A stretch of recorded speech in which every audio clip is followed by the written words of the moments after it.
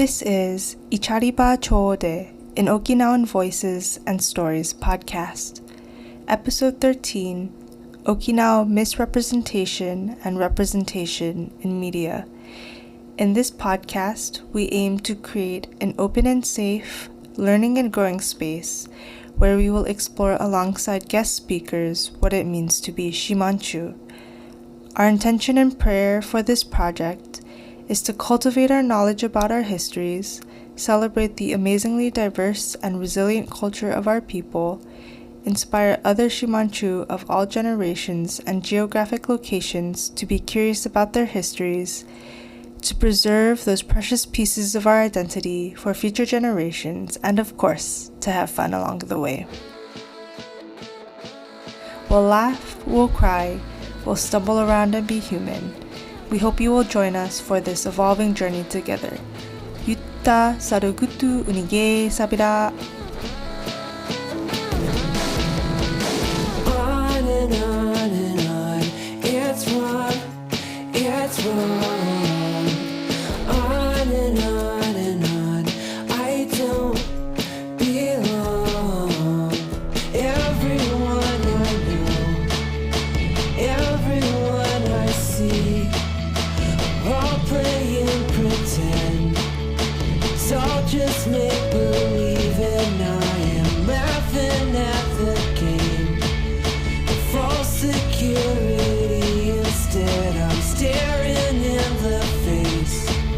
My own precarity, staying alive, to fight, to carry on and on. It's wrong, it's wrong. Hi, Taigusuyo. Welcome to episode 13 of the Ichariba Choode podcast. Wanne Mariko Yaibin. My name is Mariko, and today I will be your host alongside special guest host Laura Dux. Hi! Yay! Yutashiku nige sabira.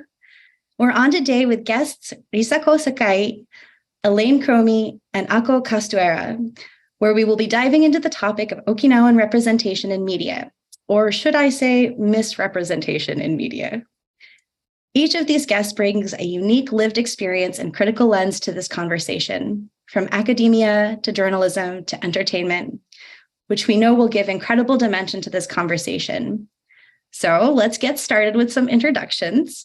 Laura, as our guest host today, could you kick us off? Hi, my name is Laura Dux. My pronouns are she, her. I live in Los Angeles. I am Gosei, so I'm a fifth generation, originally from Honolulu, Hawaii. I moved here, when I was 19, up to Seattle. And then, I moved to LA, almost like a year and a half ago now. Some things about me is I, pre-pandemic, I was a professional actor. I still kind of hold that identity in whatever way. So I have a BFA in acting and playwriting, and I'm currently back in school. I'm in finals week right now, so it's kind of a little weird in my brain. Ippee, nifee, debiru. Thanks, Laura. Risa, would you like to introduce yourself? Sure. Gusuyo, Shurganavira, Hajimiti Yuganavira, Wanne Uchina no Urukumari Aibin, Wanne Risakondi, Ishi Aibin, Mishoti Tabi Mishibiri. So my name is Risako Sakai. I use she, her pronouns. I usually go by Risa. In Okinawan culture, people call the first two letters. So that's why I usually go by Risa. Currently, I'm back in Okinawa for my doctoral research, but I'm a student. I'm a PhD candidate at Oregon State University, and Oregon State University is located on Kalapuya People's Land. Again, I'm originally from Uruku, Okinawa. Yes, I think so. I'm a PhD student in applied anthropology. I'm conducting field work here. Yes, I think that's it. Awesome. Thanks, Risa. That was a fire introduction. We'll turn it over to you, Elaine. Oh, I wish I could speak that well. That was wonderful. Oh my goodness. Hi, Sai, Wanne, Elaine Cromie, Yaibin. My name is Elaine Cromie, she, her hers pronouns. I currently live in the land of the Anishinaabe and Three Fires tribes, the Ojibwa, Ottawa, and Potawatomi, and in Detroit, Michigan. I'm third generation Uchinanchu on my dad's side, third generation Boricua on my mom's side, and also mixed European white. I'm a freelance photojournalist and documentary photographer based in Michigan. I'm currently a Knight Wallace Fellow at the University of Michigan. And I'm working on a visual documentary and collaborative project about people who are reclaiming and revitalizing Uchinaguchi and the other indigenous languages of the Ryukyus. And I have a small dog named Luna and a wonderful partner named Ben. And yeah, so happy to be here. Thanks for being here, Elaine. Love it. Ako, would you like Hi, to? Sai. Yes. Go ahead. I'm Ako Castuera, Los Angeles Kara, Tovangar Kara. I live on Tongva land. I was born in Claremont, California, which I am so lucky to know now. The name is Toro Joatna.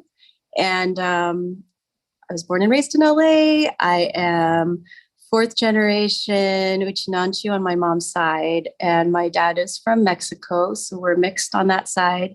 I use she, her pronouns. Let's see.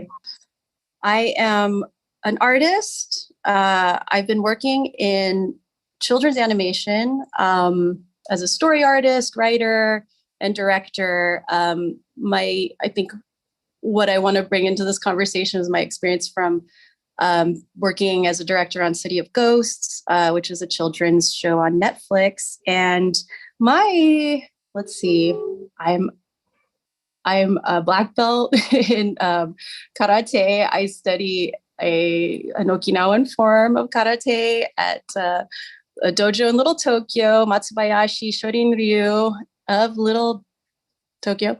And I love to I just love to roll around in dirt and try new things. And and I have a lot of tactile interests in the realm of crafts. And I'm very happy to be here with you all. Thank you for having me. Ippee, nifee, debiru for your introductions. Thank you for being on the podcast with us. Before we get started with our yuntaku or conversation part of the episode, we thought it would be helpful to acknowledge our positionality in regards to this topic, as well as to define the scope of media we'll be covering.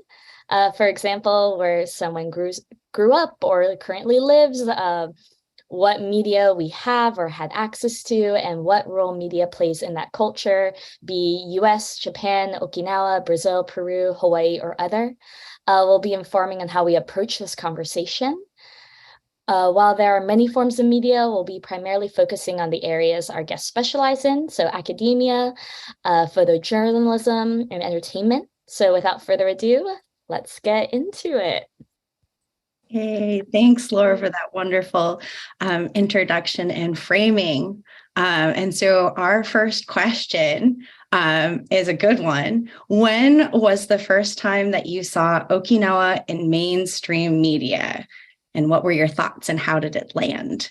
And so I'll direct this question to Risa first to see. And also curious, as somebody that lives in Okinawa, maybe you could share a little bit about your background that might frame that question. Sure. So, as I introduced myself, I was born and raised in Okinawa, and I pursued my graduate degrees in the US. So, and then I came back here again for my research. So I cannot remember when the first time was, but first thing that came to my mind was Chura-san. That's a series. It was aired by the national television, NHK. So, and then it sparked the Okinawa boom, quote unquote Okinawa boom. So yeah, And then they started using kind of like Uchinaguchi. It was filmed on Hateruma Island, if I'm not mistaken. So that, that created like a lot of tourism and opportunities, and we had so many visitors, and also it generated stereotypes. So that's what I remember. So yeah. And I just Googled it really quickly because I'm not actually familiar with that show. It looks like it came out in 2001 or so. I think so, yeah. Yeah. It sounds about right, yeah.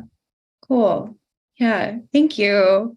Yeah. I'd love to hear from Elaine or Ako, where you grew up and like where the first time you may have seen Okinawa in mainstream media. I remember my dad had always talked about the Karate Kid movies, the 1 and 2. I think there are more in a series, and I didn't really understand like why he was so excited about these movies. And then obviously like getting older and looking back on it now, I think he might have held on to the good memories of that movie and seeing a part of himself in that movie and the representation of Okinawa, and the references. Karate Kid is like totally like I think of like the bandana, the Mr. Miyagi wax on, wax off. I think age has to do a lot with it too. And, as like a military kid for me, like I was like steeped in it. Like that was like big when I was like, we were stationed in Okinawa. And then when we came back to the US, like people were like, oh, you're like Mr. Miyagi. And I'll go to the karate piece too. I'm like, oh my gosh, I took karate. And they were like, oh, Mr. Miyagi. And anyway. Totally. Yeah. Totally. And yeah, I want to keep talking about Karate Kid, because that's definitely the first time I saw or heard of Okinawa in popular media. And, Tamlyn Tomita, who is the actress in Karate Kid 2, it was such a big deal to see an Asian American actress at that time. And I think I grew up in LA, so between the very east side of LA County and Hollywood, which is where my dad lived, we had a lot of exposure to just, entertainment stuff. They would do casting calls at like my dad's workplace and things like that. And also Tamlyn Tomita was the Nisei queen. I think that's how she eventually landed that role. But so it was all kind of, there was proximity there. But I still was really fuzzy on the Japanese versus Okinawan, or Okinawa being part of Japan, and not really, I barely understood at the time how a state belongs to a country, so for me, it was all just swirling around. I'm like using my hands like wax on, wax off right now. It definitely was such a reference point for me and for just culture in general at that time. Karate became so popular, and, there was like a proliferation of what we call McDojos. And I definitely went to like the Cobra Kai of, my suburb. I love that. Yeah, no, God. Yeah. So you go to like, you go to these pretty corny white guys to kind of like get a little piece of your culture back. But yeah, I was just I think probably like your dad, Elaine, I was just like, oh my God, Asians, and not just like generic Asians, but like really specifically Okinawan. And, this person seems like she could be my cool older cousin or something like that. Yeah. And then I think references to like Mothra were floating around. People were like, oh, Mothra, that's Okinawa. Did you know that? And there was an anime called Samurai Champloo, right? And I think that also had references to the Ryukyus. Yeah. Thanks for bringing in Samurai Champloo. Like, I did not realize that was Okinawan until like way later. But there's like a segment in the beginning where the main character is like, I'm Ryukyuin, and like is kind of like a badass scene. So yeah, that like I was like, wow, found a lot of pride in that. Yeah. Oh my God, McDojos, and oh my gosh, that's wild. Yeah, I just wanted to name really quickly, like, as we were talking, I was thinking about generationally, like my dad was really into Tea House of the August Moon. And I like tried to watch that, and that was hard for me. I don't know if anybody's seen it or read anyway. Oh no. Hear what other people's thoughts are. Marlon Brando starred like a very non-Okinawan or Japanese. Oh, it's that film. It is that film. Yes. Yes. Yeah. Clips. Ooh. Yeah. A little awkward.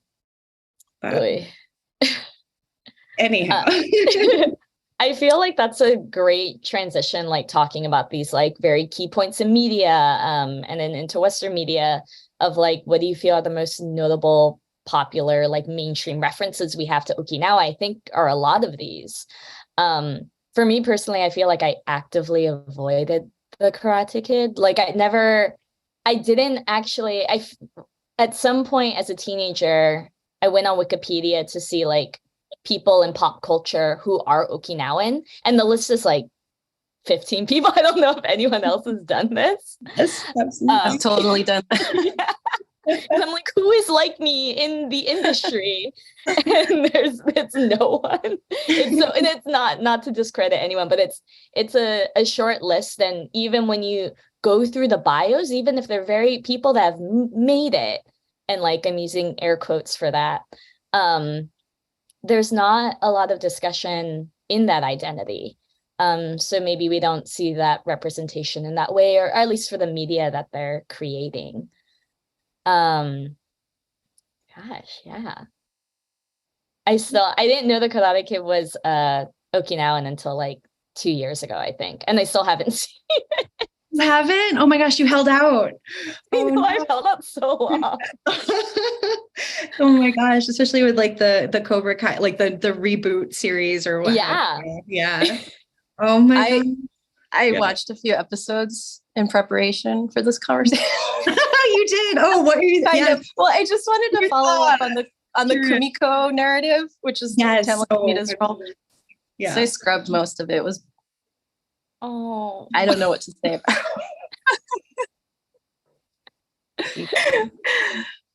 it. Sorry, you're listening. Oh, okay. Well, yeah. I just think if you're invested in the franchise or in the topic, you can scrub. It is interesting to see where actual Uchinanchu culture or Okinawan culture shows up in the reboot version, because of the influence of people like Tamlin, who actually has roots in Okinawa. So you get a little more authenticity when it comes to costume and language. So if you actually want to hear some Uchinaguchi on a mainstream platform, you can scrub to Kumiko's parts and you'll hear some Aksamyo, or something like Haisai. Yeah. Interesting. Tamlin has roots in Uruku, where I'm from, actually. And I think she writes a criticism about Cobra Kai, right? It's available online. And then she says, like, Okinawa is not well represented in the TV series. So, yeah. I wouldn't say that it is, but I would, nor are the complex conversations that we would be having about culture and appropriation and, even learning things with humility when it comes to, cultures that are not your own. It's really bad. It's also a comedy, so it just doesn't feel like worth that much investment, sorry to say, of my time. Yeah. Yeah, I've yet to watch it, and I don't think I will. I've definitely watched or have read a lot of criticism about it, and but good to know that there is Uchinaguchi on there. Yeah. I have like, this is like just like an anecdote, but like friends here in Vermont that really love Cobra Kai, and we've like kind of made it like a thing where we'll hang out and watch episodes together. And it's like, it is kind of sweet in some ways because like they're making an effort to learn more about Okinawa, like, because they know how passionate I am about it. And there's like zero Okinawan community. But it also makes me very curious because like you were saying, he says like there's like these statements from the actress, like who's from Okinawa, like, you know, sort of like calling to attention or elevating these issues of misrepresentation and is playing this character. And then we have people who don't know anything about Okinawa watching it and being like, oh, well, they're using, like you were saying, Elaine, those words, they're throwing it in this little sprinkling of Uchinaguchi. So it must be authentic. This must be Okinawa.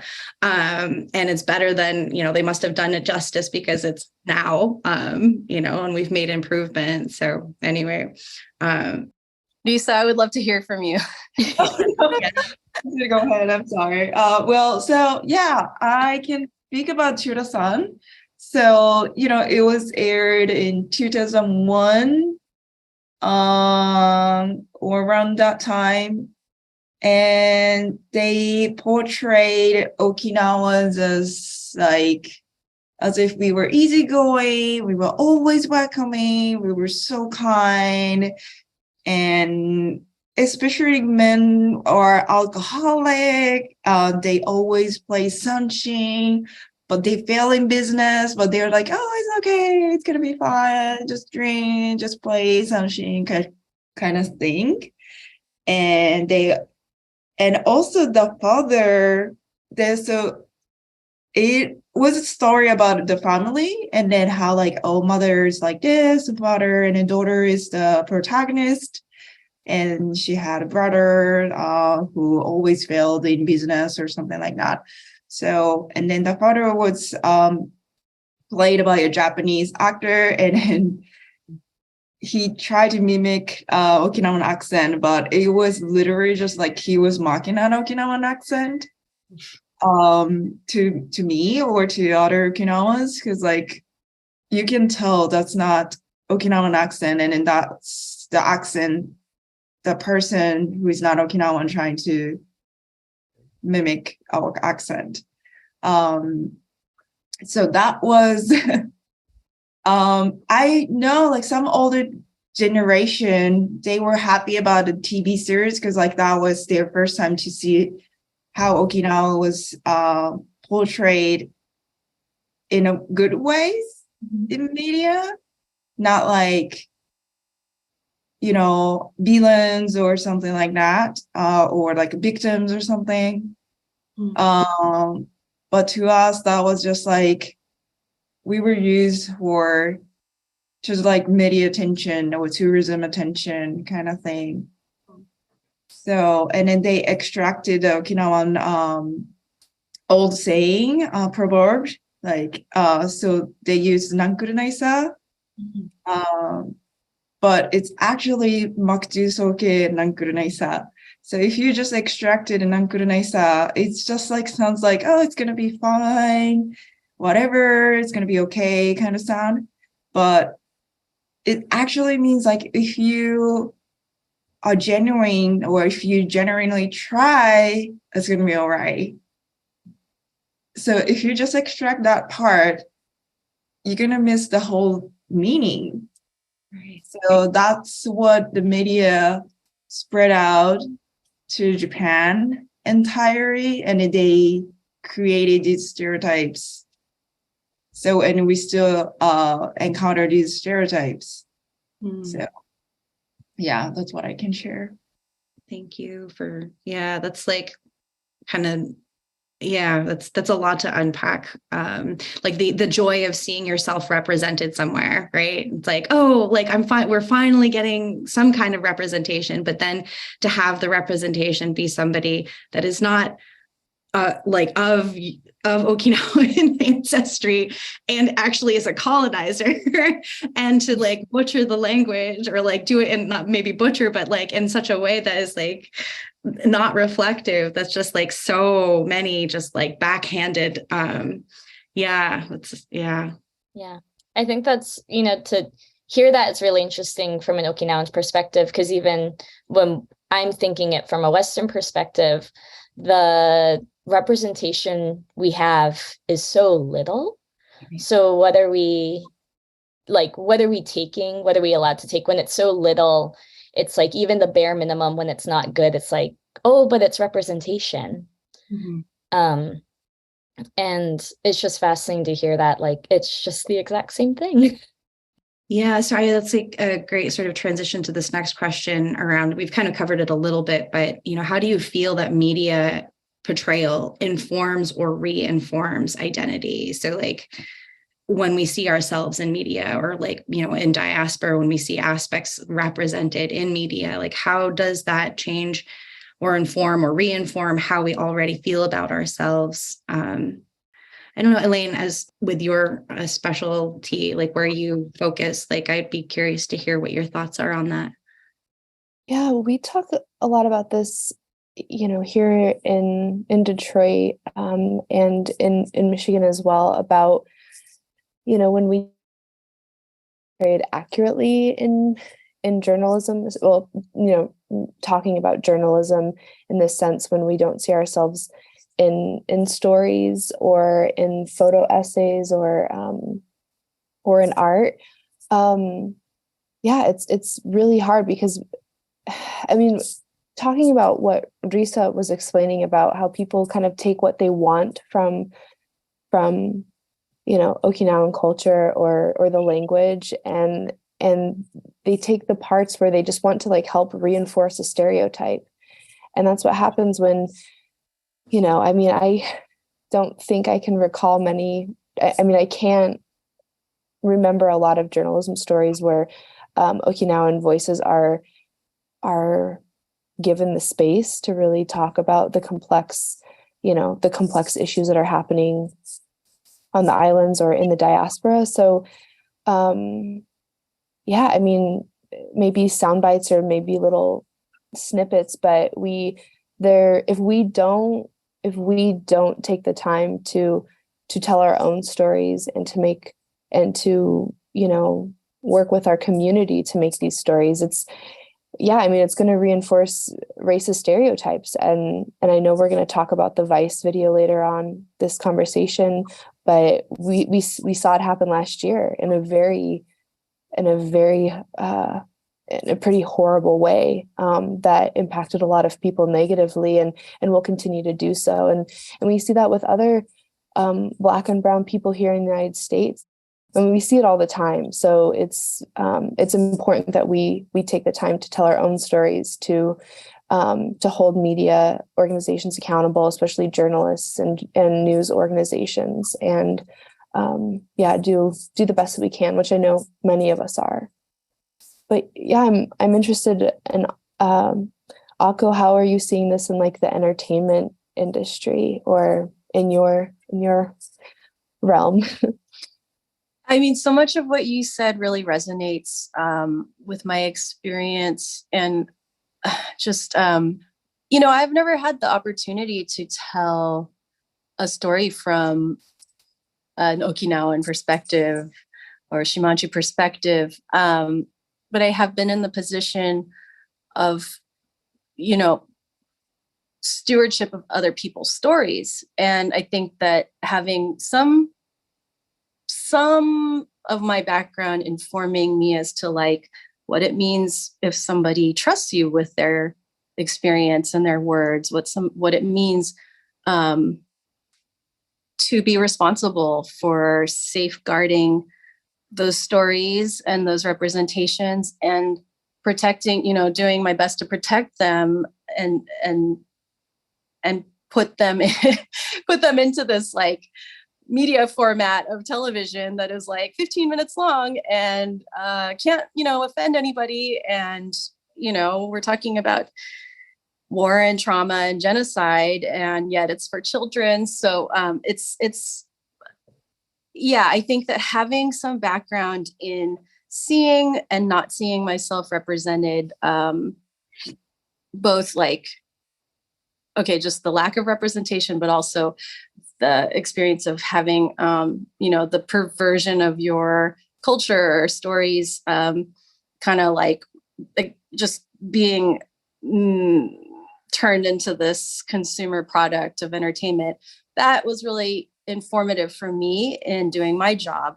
And it's the same, it's an extractive process. People are foregrounding the entertainment and sort of like sale of the story and the characters. And so that's how I think we wind up with like Karate Kid 2 and all these flutes and all this exoticism and, what is that word? Sensationalism or sexualization and, all this stuff that is like, it's not really story. It doesn't help story.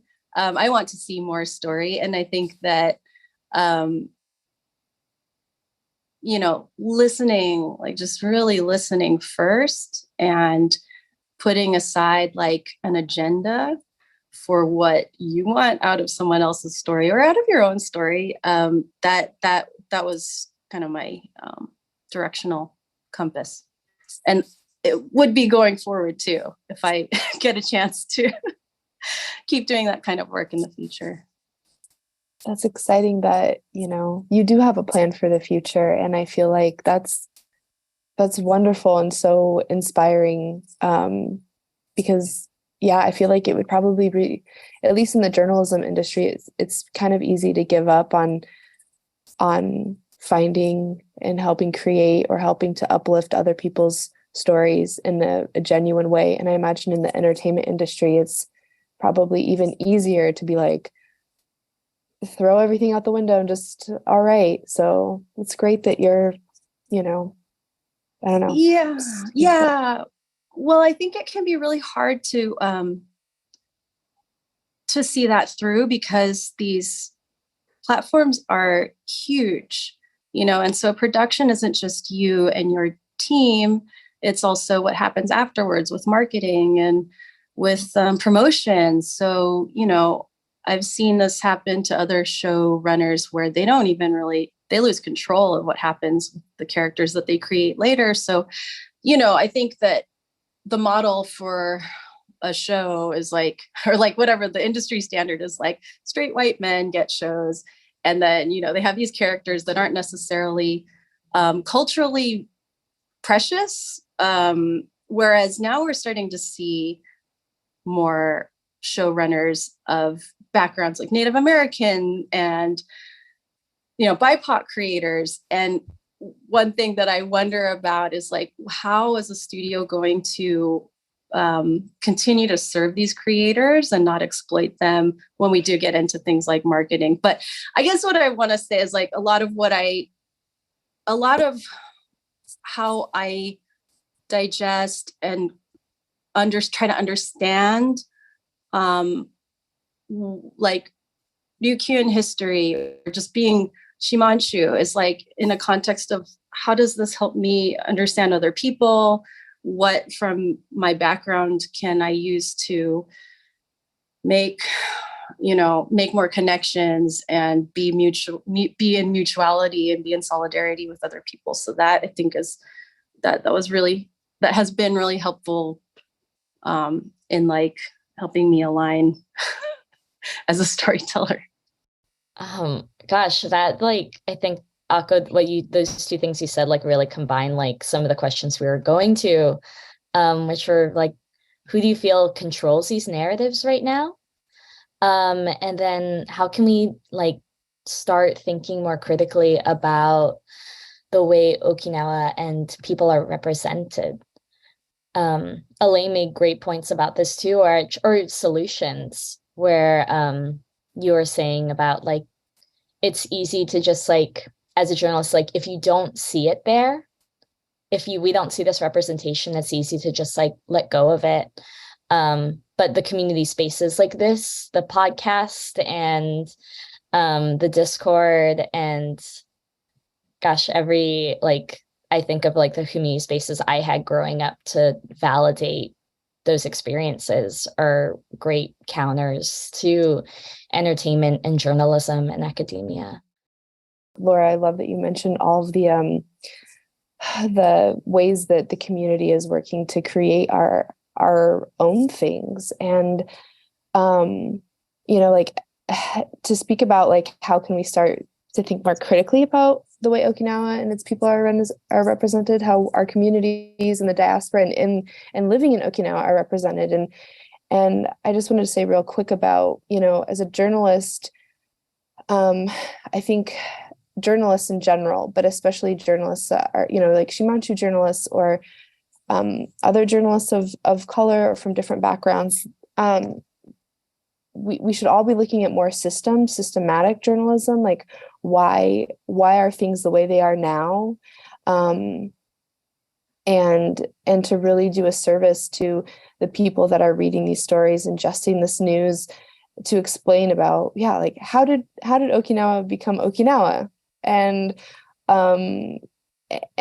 how is Okinawa being treated today, and why is it still ongoing? So in journalism, it seems like an easy fix. I know it's not, but that's kind of what we're looking at, is what I'm looking at, and a lot of my colleagues that are doing really important restorative work. And we talk about restorative journalism, solutions-based journalism, and but I'm really interested in Risa, in your work as an academic. Like, I mean, everything that I've done research-wise, like starting with Google, and trying to get more into academic writing about Okinawa and more research-based.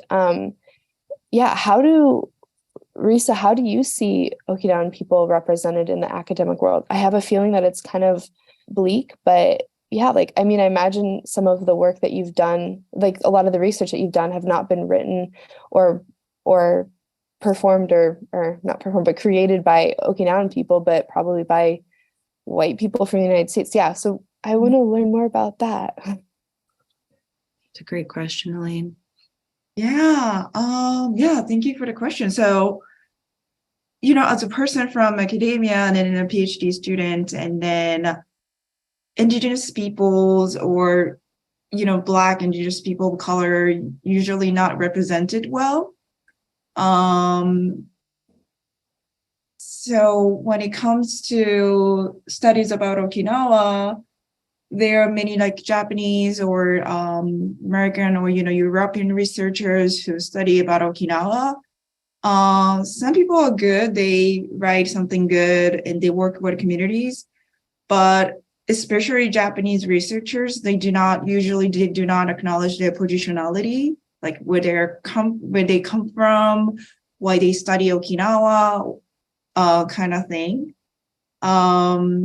And some people even have kind of audacity to speak for Okinawa.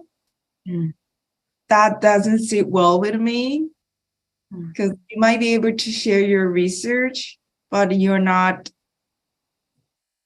we carry like intergenerational trauma, we still struggle kind of thing. So I've seen a couple people who acknowledge their positionality, like they are Japanese, like they cannot speak for Okinawans or Okinawa, but they just gonna share what they learned from their research, or they're from journalism or something. So I thought that was a good practice, but that was pretty rare. So yeah, that's what I feel kind of frustrated. So yeah, and especially Japanese academia is kind of behind. It's interesting to see, because like I got educated in the US, and then I came back to Okinawa, and then I communicated with other Okinawan diaspora who are from academia. And yes, most of them say like Japanese academia is kind of behind compared to the Western academia, because like in Western academia, they are more likely to open to, positionality, or there are still things they have to change. But so that's like, we see the gap between Japanese academia and Western academia.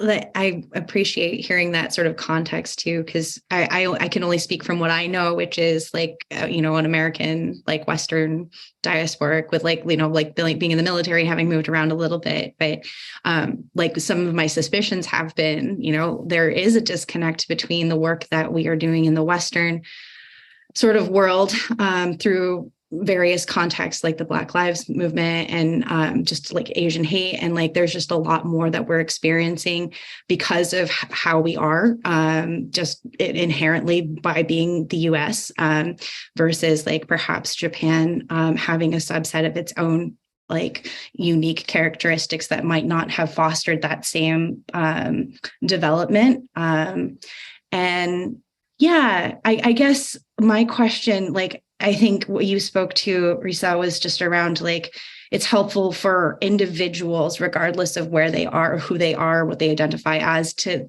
recognize their own positionality. But I keep coming back to this question of like, how can we, the community, be thinking more critically around like when we consume media, whether it's in the form of a textbook, like who's writing that textbook, like, or if it's, Karate Kid, it's like, oh, I'm just going to turn on the TV and watch some Netflix and binge. Or if it's, we have young kids that, I have a second nephew now, I'm really excited. And now I'm like, oh my God, what are they watching? Like he's watching Coco Melon and like all these weird, like younger kids shows. But I'm like, okay, well, like how are our generationally we consuming that media? And maybe I can pass it over to Ako. I think that I would be really curious to hear your thoughts on this. So we're talking about like, how can we be responsible in our consumption of media?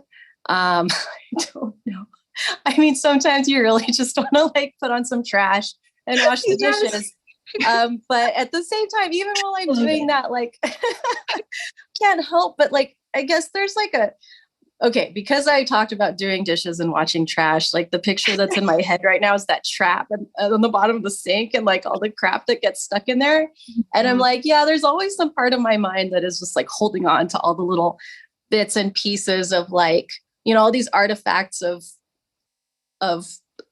injustice and imbalance that come through in our stories and in like who's narrating and who gets to hold the frame and all of this. So I don't know. I don't want to prescribe to anyone else to have this like constant critic, just blah, like, on all the time, which is what I have going on in my head. But at the same time, it's exhausting, right? And it usually comes back to yourself. So you're like, no, you're the problem. But yeah, I don't know. I think I am expanding in my sense of generosity and understanding of who's telling the story. Even like in this case that we're talking about, like, okay, why is this happening? Who is this for? Why, this is a young journalist who's obviously pretty ignorant or like really steeped and indoctrinated in these colonial perspectives. Like, how can I also understand her as, someone who's like been put in the middle of this confluence of like history and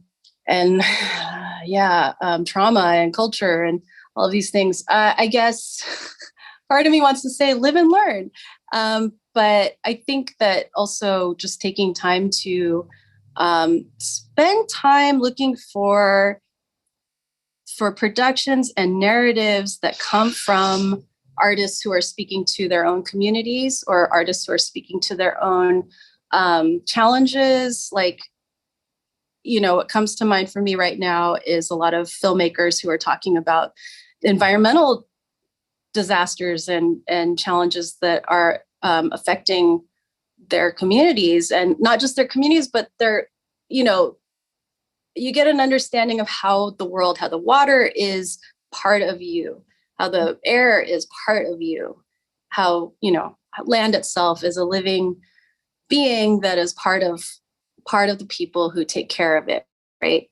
So that has been, for me, a real education, and just tuning into how people tell their own stories when they are given the chance and the resources to represent themselves has been really helpful to me, and just like contrasting, like providing a good contrast to what we see when, you know, when like Vice does its dark exploration into Okinawa. Just to be critical and to be also, I think, welcoming and excited and energized for what happens when people get to tell their own stories. Yeah, I mean, you said it so well. People telling the story, their story in their own words. And because, you know, that's actually, Elaine, I think you do a really good job of describing, like at one point you described this process to me, especially as like a photo journalist. Like, it's so important, like who's behind the camera and what you're photographing. And I definitely do want to tie it into like the Vice video, which is really the catalyst for this conversation. But maybe you could expand a little on that. Yeah. So, and I'm so glad that Risa is on this call too, because of the letter that Risa drafted and that wrote. But yeah, so we're talking about, if people don't know what we're talking about, Vice News and a journalist made a pretty wild video last year called "The Dark Side of Japan's Paradise Island." And wow, I mean, I think, and I'm actually looking at an email that I wrote to Hanako. And as a journalist, like I like want to be held accountable for everything that I have created and the narratives that I've helped tell, or the photos I've made of people. And, you know, I know we've all made mistakes, but, you know, like moving forward, like we have to like acknowledge those mistakes. And it's been, I mean, I think I wrote my email to Hanako June 6th, 2022. And still we have not received really any response, from my knowledge, from Vice or Hanako. Have we, Risa? No response. Oh, sorry. Because like I have a study group, and then I drafted the letter with this study group, and then one of them reached out to Hanako, and she actually responded to him, and then they had a conversation. And we also, like, after the meeting, and we had a meeting, and we actually invited her to our study group to talk about it. And then she ignored the invitation. Wow. Well, that's like really intense to have that interaction with her, and then to just being ignored. And I know that this episode is not just about to talk about one person in general, but going back to the dark side of Japan's Paradise Island, I mean, it was an incredibly racist portrayal of Okinawa and the people living there. And, you know, it's wild, like how little, I mean, we were just talking about this a couple minutes ago about how little actual space and time that we get as Uchinanchu people, Shimanchu people in the diaspora outside of like living in Okinawa and the Ryukyu Islands. Like, we get so little time to, like, there was barely any conversation except with a Japanese nationalist, like, or a Japanese professor, or, you know, like one person working in Okinawa. Like, there was just so little space given to actual Okinawan people. And I mean, that in itself is just like, when we talk about journalism and allowing people to tell their own stories and to talk about what's going on, there was just none of that in this video. And a couple things that I know, like, you know, how can we challenge this narrative? How can we, you know, and I'm thinking of this from like even a journalist perspective, what kind of research did this journalist do or not do? What kind of context did they have or not have? Like it's really hard to like, there are really no excuses these days. There are so many social media platforms where we can connect with so many people. And if you have this journalist had connections to Japanese university or Okinawan universities, like there are so few excuses. Like there should have been, like there's so much wrong with this Vice video. And I'm excited going forward that like after speaking with all of you and meeting Risa, especially about this letter, so I'm excited to see what the letter and the impacts of this letter and our own concerns have in the future. But from a journalist perspective, sorry to take so long, but you have to do research. You have to talk to people. You have to not just be in a bikini on the beach, which I'm not shaming bikinis. Yes. But not just being on the beach and the ocean, like that's just furthering the narrative of Okinawa being this like this place where you go to enjoy the land, but as a journalist, you need to go and spend time with people. You need to be there. You need to be going to cafes and restaurants, and where do the community meet? Like there's just so many things. I feel like I'm rambling at this point, but there's a lot that journalists can do, that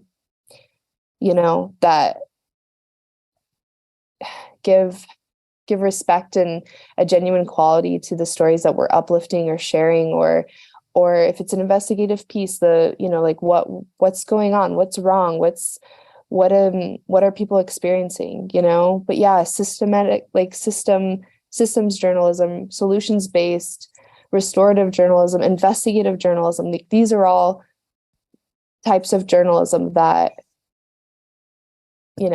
I think lend more time and space for people to talk about what they're going through, instead of just, forming this very inaccurate racist portrayal of people. And I mean, I want to bet, did this journalist watch Karate Kid 1, 2, 5, the shows, whatever? Like, I wonder, like, if that's like some of the only framework that this person had, because to be honest, and to be very, very frank, like, it seems like it. Like, it's kind of like, I don't know. Anyways.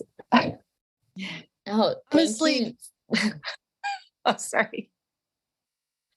Oh no, go ahead, Ako. I was just gonna say, like, Karate Kid has more nuance than. Oh no, it does. I kind of felt bad for saying that about the Karate Kid movies. Oh, like, no. But I mean, just like, how did you all feel that, like, your first I mean, like, not even a couple seconds into this video, I knew what it was going to be about, and then it was even worse, so much worse. And where's the response from Vice and this journalist on, like, the complete racist portrayal and harmful stereotypes that they just keep, in this loop, and this is the type of journalism that, I mean, I don't know how many views that this had on YouTube or whatever, but this matters. This impacts people in certain ways. Like, this is going to perpetuate a stereotype that is going to give, the U.S. military and people who are supportive of the U.S. military more, just like, we're doing good there because we're providing jobs, but like, oh, it's so terrible. I don't even want to talk about the stereotypes that it's perpetuating, because they're gross and they're inaccurate and they're racist, and it's terrible. It is. Yeah.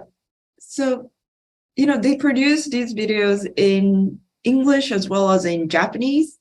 And then I was looking at the comment. Then in English, I saw some criticism like, oh, this is racial gaslighting. This is really racist kind of thing. But in Japanese, I saw some comments like, oh, good, I learned something new or something like that. I was like, oh my God.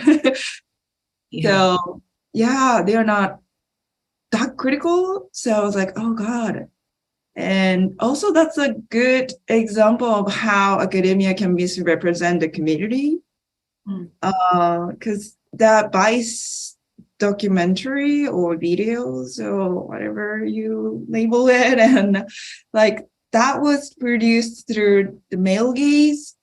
You know, they like feminized Okinawa, they infantilized Okinawa, so that's why they like the professor, or you know, they speak like, oh, because Okinawa is incapable of like, you know, looking at issues critically, let me tell you what it is kind of attitude. So definitely patriarchal and paternalistic.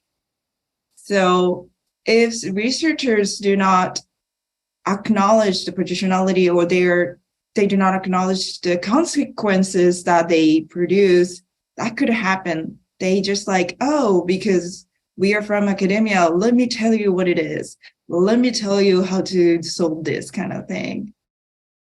I'm still like thinking of like the imagery has been very strong today, from like the doing the dishes and seeing the sink drain and the trap, and then now I'm having this video, like this image of like the Vice screen in Japanese and in English, and the two totally different styles of comments that basically, it sounds like, reinforce this idea of like where each culture is like when it comes to addressing these issues of like like just of like racist, like problematic, and then like you said, like critical thinking, like how much are we thinking?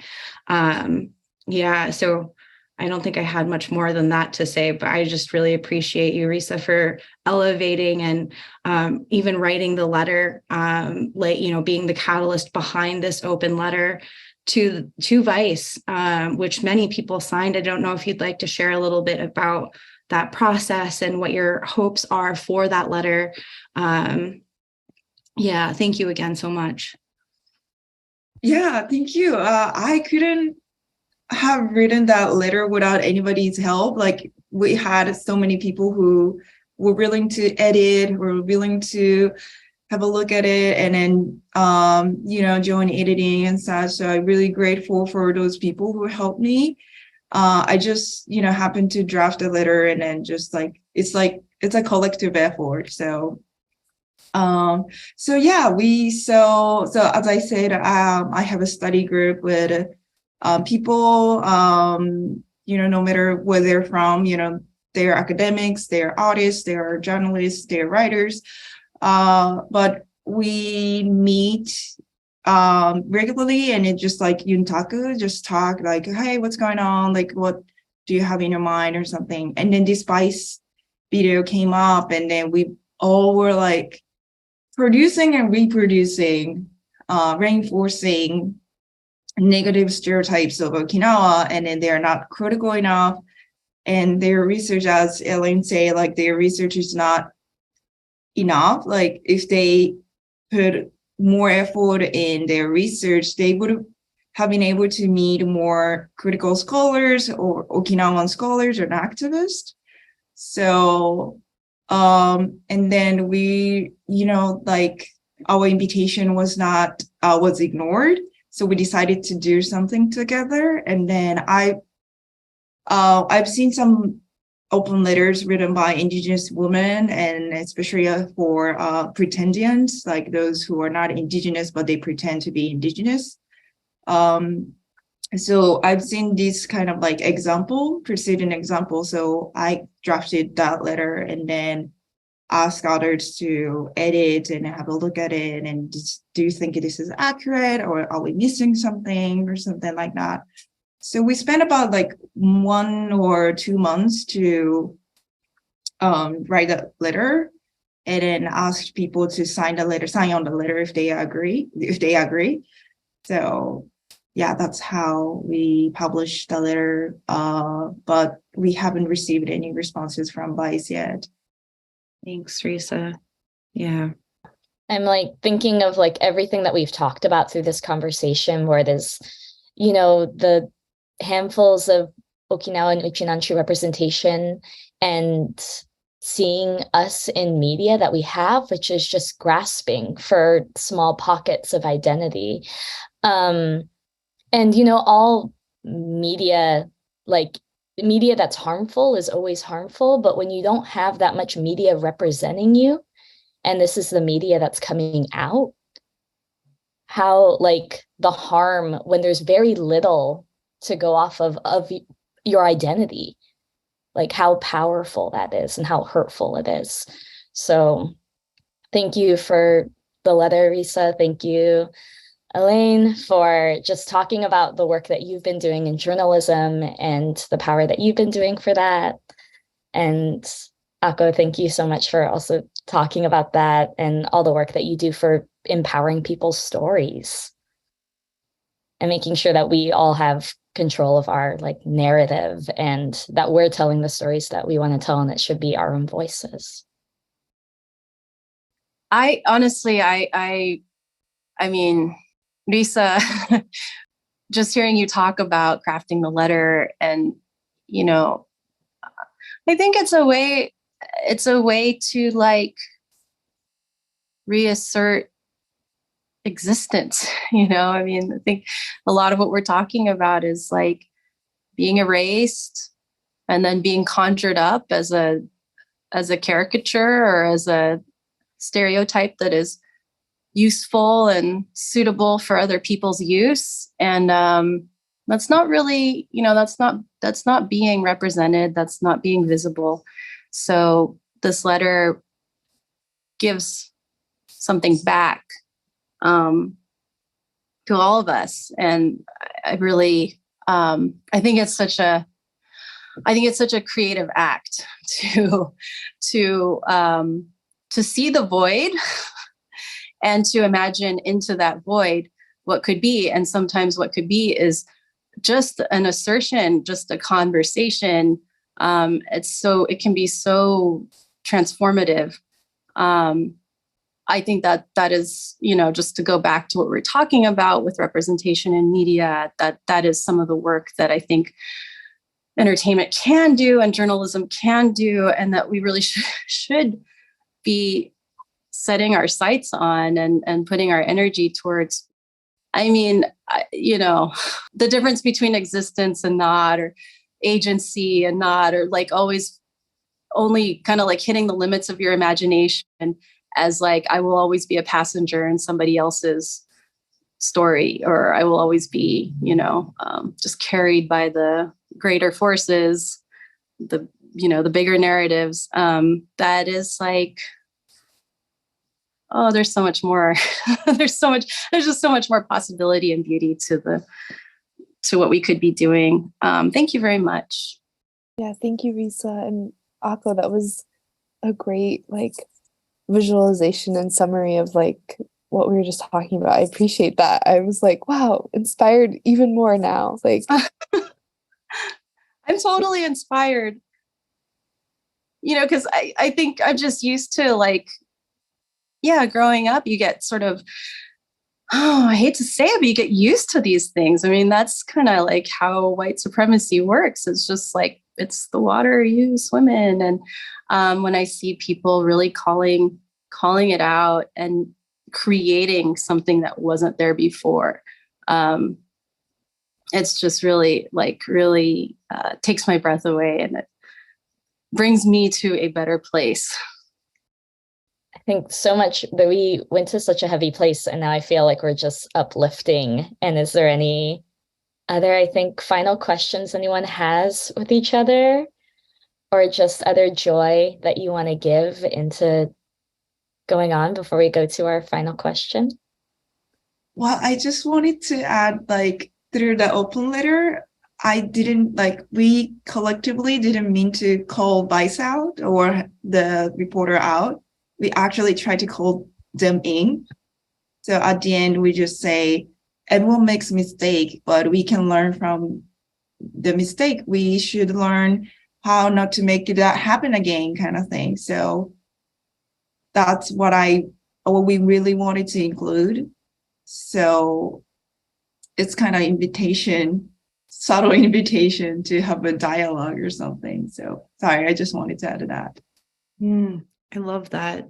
like open door. Like we're all human. I think back to like the Shimanchu dialogue. We had this, like the community had like this conversation around like the appropriateness of the word Shimanchu and like as an identifier. And I just think that's like, it's okay to make mistakes and like we're human, but just like correct it and grow.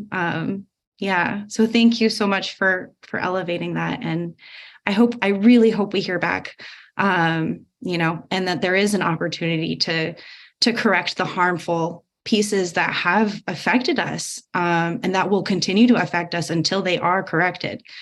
Thank you, Risa. I just really appreciate that, that call in. And also, Elaine, you had said earlier, like we all make mistakes. Yeah, I think about my mistakes all the time, and I'm so grateful when there's space to change course and like address what's happened. And like, it's a conversation, so it's too bad that only half of us are showing up for it. And hopefully, things can change. Reserve hope for that. That's great. Because and Vice and other news organizations and other entertainment media, they have these platforms that they can use to, issue an apology, recognize Uchinanchu, Shimanchu people as indigenous to the Ryukyu Islands. Like it's, like they have the ability to do this. And there's very specific terminology in journalism for when you do make a mistake and writing a correction or writing a retraction, and Vice has the ability to do that. And we're all growing and learning and on this journey, but like, if we have these great platforms and these huge audiences and ways to reach people and influence people, like a lot of responsibility comes with that. So we should really think about that before we, make a video like this. I think I might be a little bit more harsh than some other people, but because I'm also a journalist and like I really, think, I make sure that everything that I put out there now is accurate and full of consent or, other things like that. But yeah, I'm a fan of the open letter. I love it so much. And I was so excited to meet all of you. And and one more thing, I know that when we were talking about like being consumers or better consumers or whatever, I love how at least the community like here in the diaspora is so supportive. Like when an illustrative book about, Hajichi comes out, we're all like, everybody in your families, oh my God, I'm buying 20 copies. Like, I love it. And I think that,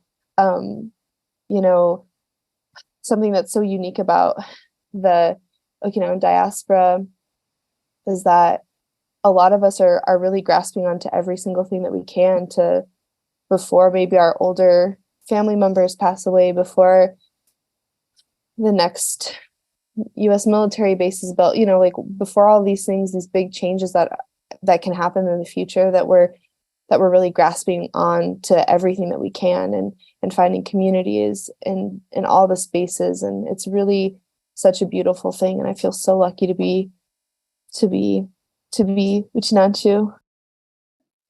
That's real though. So when are we all meeting up? Who's picking up who? Like, Oh my gosh. So when we do have this amazing karaoke room, what is everyone singing? What are we going to hear?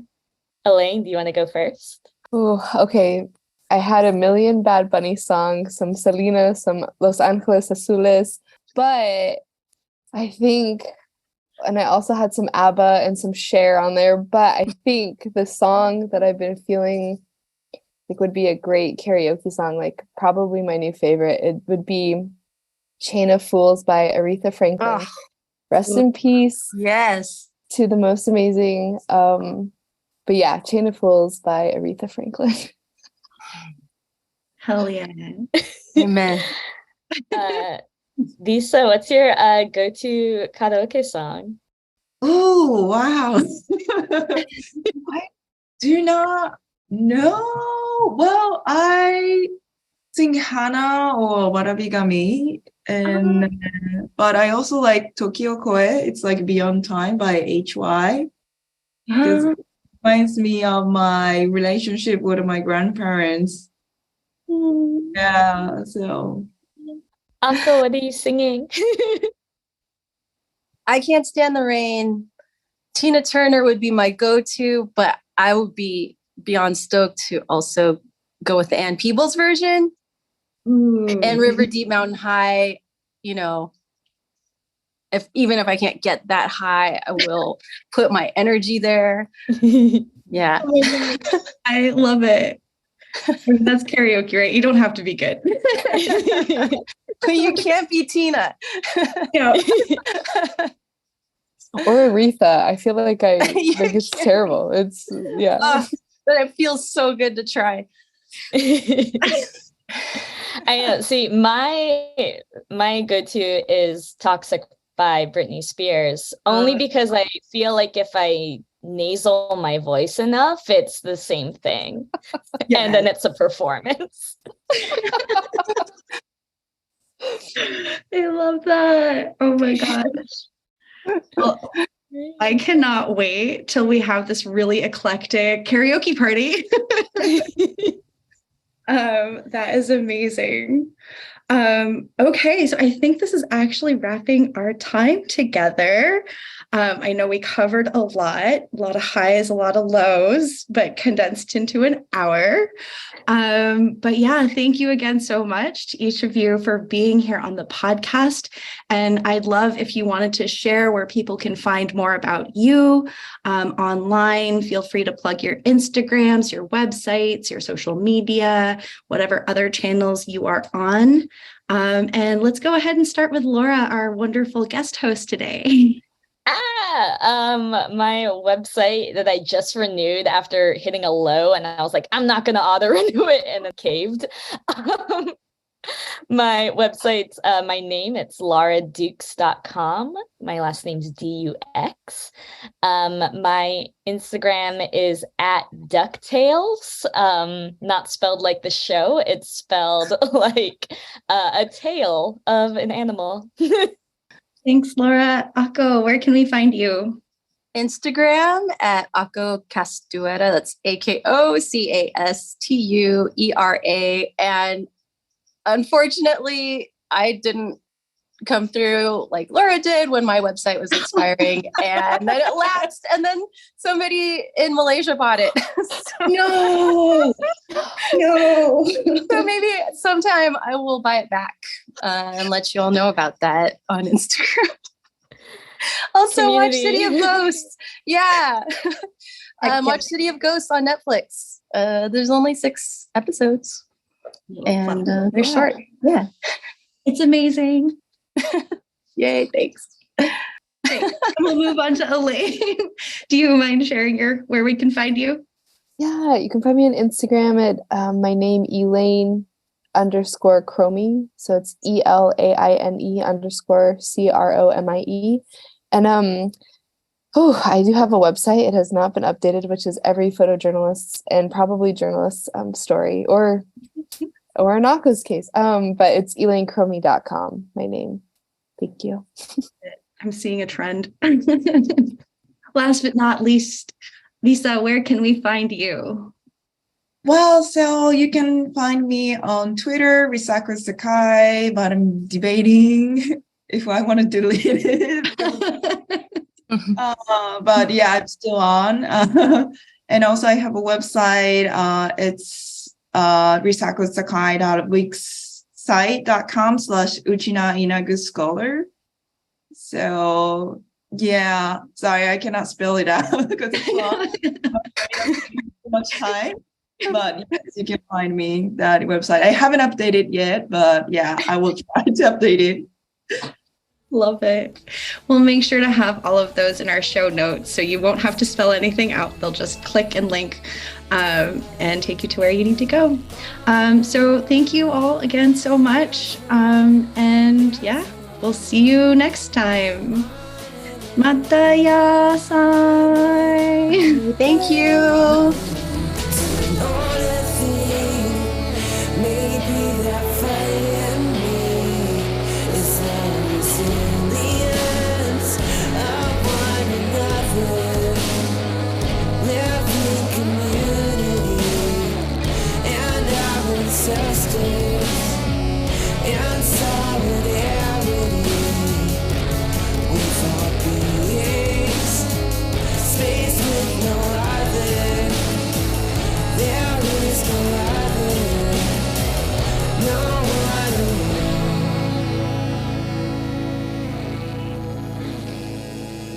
Wow, what a conversation.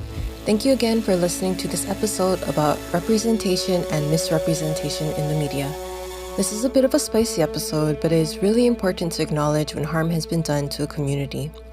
When a community is misrepresented, the ripple effect is bigger than we realize, but there are ways to stop and fix this. Again, on this podcast, we are here to learn and grow, and we are calling in Vice and those who worked on the video to talk to us to fix this. Listening to this conversation, what were your initial thoughts and reactions when talking about representation in the media? Drop us a comment on Instagram at Shimanchu Podcast or send us an email at shimanchupodcast@gmail.com. You can also leave a voice recording through SpeakPipe on our Instagram or website. The track featured on this episode is To Carry On and On by Koji. You can find him on Instagram at Koji Says Aloha. If you're enjoying these episodes, please leave us a review on Apple Podcasts so that we can continue sharing these Okinawan voices and stories to the broader community. And special thanks to Tiffany, Tomoshiro Speed, and Axels who have donated to support the podcast on Ko-fi. If you'd like to make a donation, find the link to our Ko-fi page on our website. If you enjoyed our podcast, we'd appreciate if you hit subscribe on our channels. We're on Apple Podcasts, Google Podcasts, and Spotify. This episode wouldn't be possible without our audio production team, Emma Anderson and Joey Kamiya, as well as our Uchinaguchi specialist, Brendan Ng. Extra gratitude to our volunteers, Adrian Stoya, Kira Usagawa, Harumi Lopez Higa, Akemi, Carol Nakadomori, Isabella Shiroma, Ikumi Arakawa, and Shohei. Our team is small but mighty and growing. If you're interested in helping, please contact us. Thanks again and stay tuned for the fun fact. Did you know, while the 1986 film The Karate Kid 2 was set in Okinawa, it was actually filmed in Oahu, Hawaii?